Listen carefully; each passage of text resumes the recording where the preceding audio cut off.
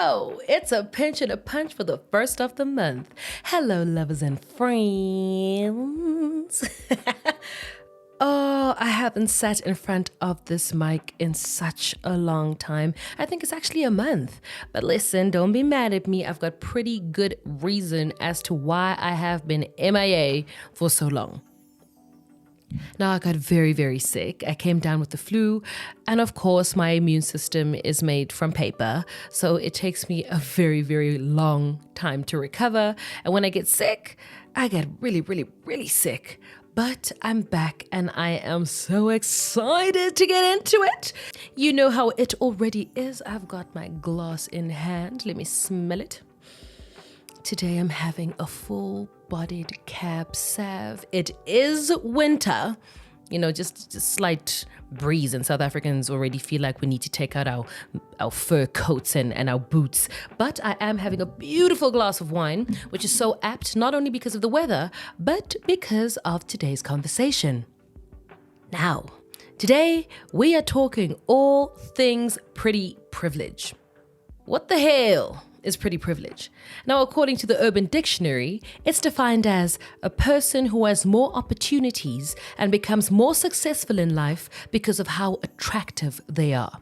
Now, this is not a new concept and has been in operation for many, many, many years. Maybe, just recently not being last week, but recently being named and defined and understood the way we understand it right now. Now, one thing that is common, I think, with every single species is that we eat with our eyes. Many things need to look appealing to us first before we even consider doing anything to or with it. From people to food, clothes, cars, you name it. You need to like what you see before you engage. Now, pretty privilege works on the principle that people who are deemed more attractive, based on society's beauty standards, have the upper hand in the world as they are afforded opportunities that regular people aren't. And please note I said regular in inverted commas. What is seen as attractive is still, which we are actively trying to dismantle, and that's why I say still, rooted in the Eurocentric version of what beauty is. Now, for those sitting listening saying, what that is? Well, the Eurocentric version or idea of beauty is rooted in complexion. The lighter you are or the more fair-skinned you are, that is you being more attractive or more beautiful than other people who don't have that type of complexion.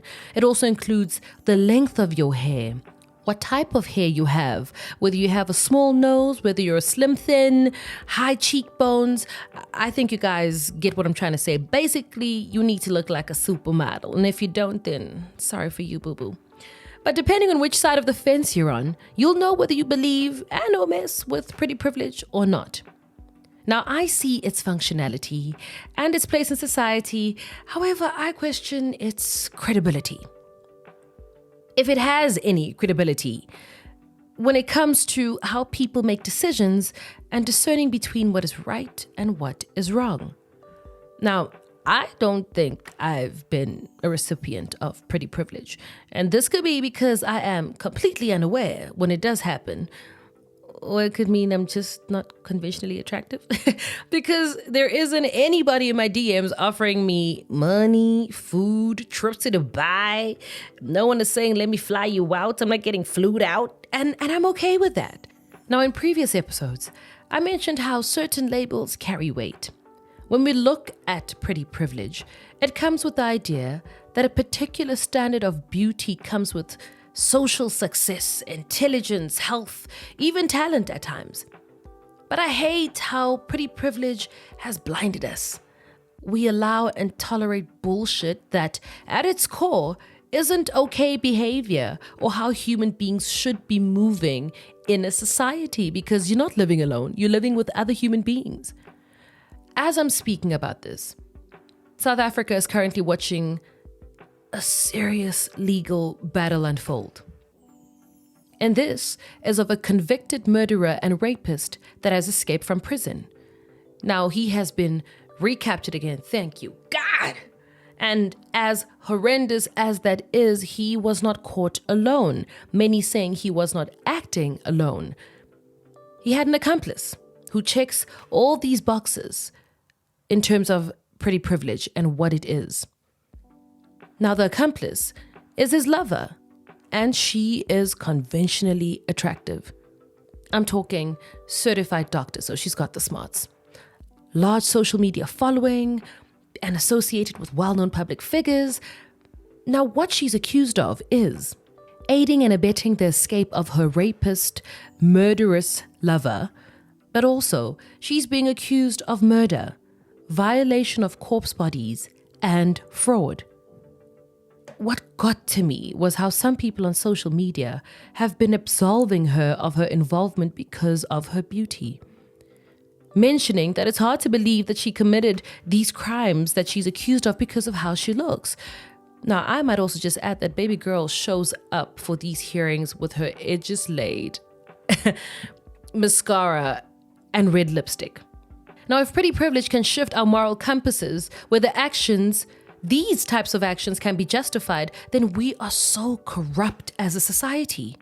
And if we continue feeding into something built by us to this extent, then it's only a matter of time before the walls of societal standards and ideations collapse on top of us. And then what is going to happen? What happens to accountability? What happens to this is right and this is wrong? What then happens when the backbone is actually broken? And I'm sitting here and I'm talking about a woman in this instance, but actually I wondered to myself, what does pretty privilege look like for men? And if you're a guy, please let me know. Drop it in the comment. Let's have this discussion. Tell me what it's like for you guys, because I can only see it through my lens, and that'll just be such a biased view because I do not have your lived experience. When it comes to pretty privilege for men, are you the product? Do you buy into it? Are you a bystander? Are you sidelined? Now, in the workplace, statistics have shown that men that fall under the pretty privilege banner or who benefit from pretty privilege make 13% more in their careers than their less attractive peers. I don't know, maybe you're looking at your salary right now and questioning a few things. And when it comes to the dating pool, there is the hunter versus the hunted. As a guy, are you approached more? Do you get rejected more?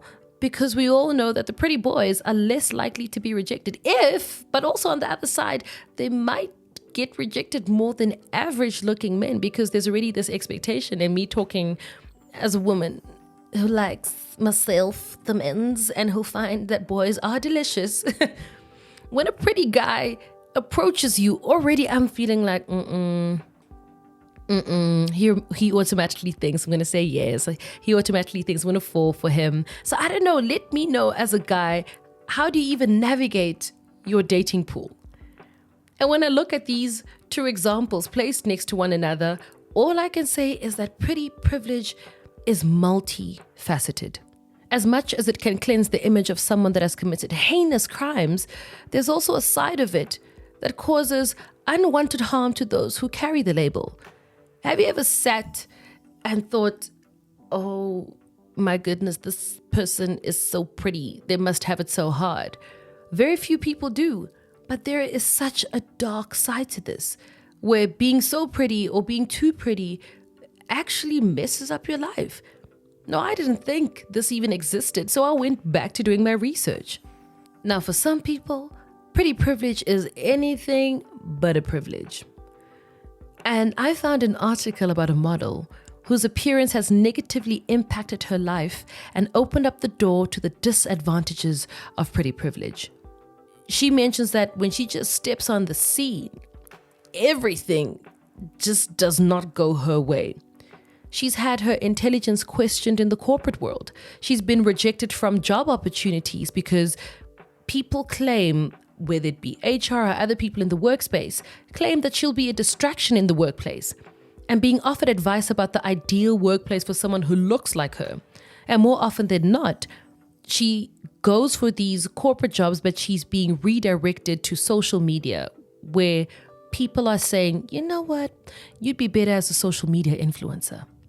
And if that isn't enough, she mentions being harassed in professional and social spaces, where she's constantly objectified. Now, I just want to say that this isn't something that just happens to pretty privilege, being harassed, whether it's in a professional or social space, being objectified, feeling that people have unwarranted access to give comments about your body or wanting to touch your body.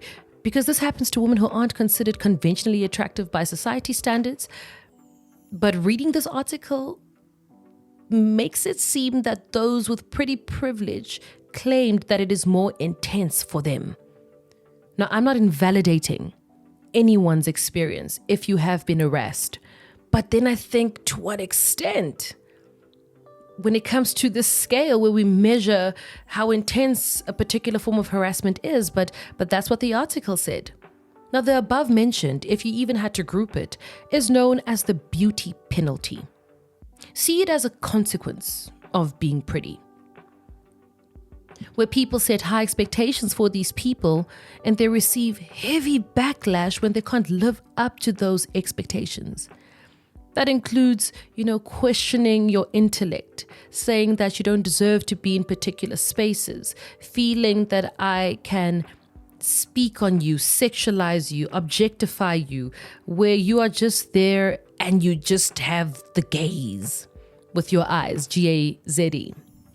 Now, with everything I've just said, I'd like you to just take a minute and think about what I've just spoken about, what I've spoken to, your relation to it, and try and understand how it affects your world, if you are affected by it, and essentially how you are navigating through this, for now I'm going to call it a monster, that is pretty privilege.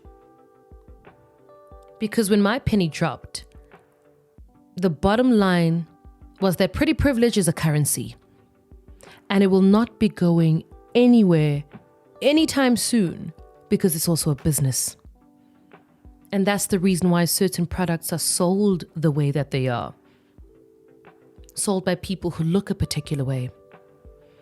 When it gets to all these high-ranking business meetings, how certain women look a certain way. How a particular guy dresses and smells, what we see in the media, what we see in real life, everything is intentional. And when we watch these crime dramas and investigations, when it comes to things that involve money, that usually say, follow the money and you'll find the truth. But we also know that the people who have the money will fiercely protect it and won't let anything or anyone stand in the way of them making money. Now, what I want to know is, has pretty privilege poisoned society's water? You take that how you want to take it. I've asked the question, and I really want to know, has it poisoned society's water in the way that we think, we move, the things that we see, how we speak? What has it affected and to what extent? And can we even bounce back from this? Thank you so much for taking the time to listen to me today. I appreciate it so much. Trust and believe that I'll be back because the girl is healed. So I'd really like to know what you guys think about this, how it made you feel. I'm very, very interested in all your thoughts. So please do like this. Please leave a comment so we can engage and have a chat with one another. Please share this episode. Spread it as far as you can. Pause. But please do subscribe. Please like this so you can get a notification. And let's just keep this going. Thank you again. And until next time, from my glass to yours, bye.